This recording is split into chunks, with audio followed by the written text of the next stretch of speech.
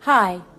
On September the 7th, 2014, in an article in the Daily Mail, the famous physicist Professor Stephen Hawking warned that according to his calculations, the planet we're living in is unstable and therefore might collapse. This news, unsurprisingly, sent the media world into a buzz. Dr. Joseph Licken, a theoretical physicist at the University of Chicago, confirmed Professor Hawking's findings when he said, if you use all the physics that we know now and you do what you think is a straightforward calculation, it is bad news, and it may be that the universe we live in is inherently unstable. We're sort of right on the edge where the universe can last for a long time, but eventually it should go boom. There's no principle that we know of that would put us right on the edge. Dr. Benjamin Alanacht, a theoretical physicist at the University of Cambridge, further elaborates on the reason for this instability when he talks about a particular particle that exists in the universe called the Higgs boson particle. The observed 126 giga-electron-volts Higgs boson mass seems to imply the universe does not exist in the lowest possible energy state, but is in fact positioned in a slightly unusual place. If the Higgs boson mass were really 127 giga-electron-volts and the top mass were a little lower than its most likely value, then actually the universe would be completely stable and the vacuum would be in the true minimum. Meaning that under the simplest assumptions, the measured mass of Higgs could mean that the universe is unstable and destined to fall apart. So basically, according to numerous physicists, careful calculations and computations, we're all doomed. The Quran, which dates back 1400 years ago, substantiates the predictions and calculations of physicists such as Hawking, Licken and Alanacht. The potential of the universe collapsing and being wiped out is real. The creator of the universe is well aware of what he created. But it's not all bad news. The Quran then goes on to assure us that God prevents the universe from collapse when he writes in the Quran, God holds the heaven from falling on the earth. Furthermore, the Quran states that God prevents the universe from being wiped out. God holds the heavens and the earth lest they are wiped out. So what will the end of the world look like exactly, and what part do the Higgs boson particles play in all this?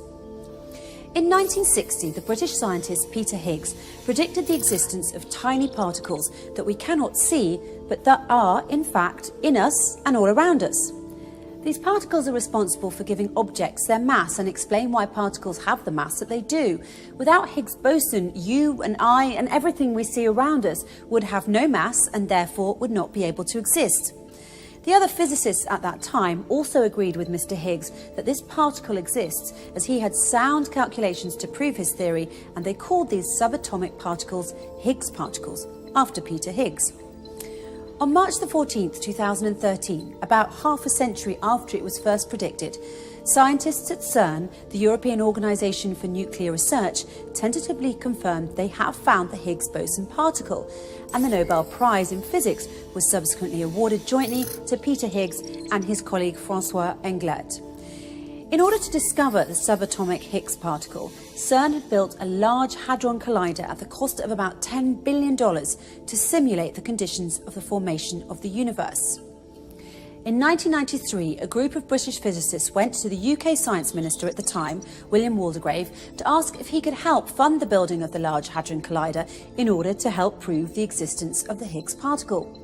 Having no clue what they were talking about, Mr. Waldegrave announced he would award a vintage bottle of champagne to the physicist who came up with the best way to explain the Higgs field and the Higgs boson to the general public. And it was Professor David Miller who took home the prize with his famous analogy. Imagine a cocktail party of political party workers who are uniformly distributed across the floor, all talking to their nearest neighbours. If the ex-Prime Minister Margaret Thatcher enters the room, many of the workers will run toward her and form a cluster around her. As she moves, other workers run toward her, while the ones she has left return to their places. Because of the knot of people running toward her forming a cluster and then returning back to their spots, she acquires mass. These clusters, which run towards Mrs. Thatcher and then disappear as they return back to their spots, are an analogy to Higgs bosons. So if that's the Higgs field, how does the Higgs boson fit into all of this? Let's pretend our crowd of partygoers is uniformly spread across the room. Now consider a rumour passing through our room full of people. Those near the door run to hear it first and cluster together to get the details. Then they return to their original spots and tell their neighbours, who then run and cluster together to hear it too. Then they return to their original spots and tell their next neighbours, and so on. The result will be a wave of clusters running across the room that disappear as soon as they run. These clusters are an analogy to Higgs bosons. So to summarise, Higgs boson is an elusive subatomic particle that we can't see but can see how it gives particles substance or mass. It's essentially what gives shape, size and mass to everything that exists. But the problem is that the Higgs particle that the LHC had found possesses a mass of approximately 126 giga-electron volts, and this has made physicists rather nervous because they believe it should be 127. According to physicists such as Stephen Hawking, Joseph Litton and Benjamin Allenach, this discrepancy could very well mean the collapse of the universe and everything in it, including you and I, as everything will become massless. And they are not alone in their assertions. In fact, the Quran also swears that this will take place when the world ends, when it says, "It is the day when people will be like scattered moths, and the mountains shall be as loosened wool." People like moths and mountains like wool sounds like mass loss to me. But there's something else too. In chapter 81 of the Quran, a chapter where God describes in detail the events of the end of the world, there are two particular verses that are of great interest to us and what we've just learned. "So verily I, God, swear by clusters you can't see, as soon as they run, they disappear." That's the English translation, but the words used in the original Arabic are more nuanced than a translation can express. Three words in particular that are used in this verse are khunes and al-jawari al-kunes. Khunes refers to something invisible, and al-jawari means something that is running. Al-kunes refers to something that disappears and returns back to its original spot. So if you put the three words together, we're talking about invisible clusters that run and that disappear almost as soon as they appear. Almost as soon as they start running, they stop and disappear. So what are these clusters that the Quran is describing? They're none other than the infamous and elusive Higgs boson particles, which explains why the end of the universe will come about not due to volcanic activity, meteor showers, or an asteroid hitting the Earth, as NASA claims. The universe will end due to mass loss.